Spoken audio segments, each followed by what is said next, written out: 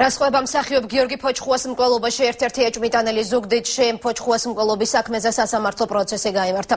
ერთ-ერთმა ეჭვმიტანელმა ნიკოლოზ ბაძაღუამ თქვა, რომ მისმა მეგობარმა ბექა ცობეხიამ, რომელიც მთავარი ეჭვმიტანელია დანაშაულის ჩადენის ღამეს, მასთან საუბრისას აღიარა, რომ გიორგი ფოჩხუა მოკლა.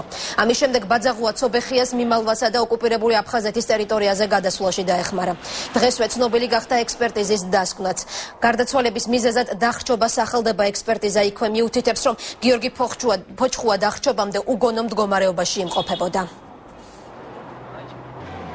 ერთ-ერთმა ბრალდებულმა, რომელიც მოწმის სახით დაიკითხა დღეს პროცესზე, მისა ანგარიშგასაწევი ჩვენება მან დაადასტურა, თუ როგორ მოკლა ბექა ცობეხიამ, როგორ გადატეხა კისერი გიორგი ფოჩხუას. ბექა ცობეხიამ კვალის დასაფარად ყველაფერი გააკეთა და ეს იყო ორივე ფეხზე გიორგის მოაბა ქვები ზეწრით და გაუშვა წყალში.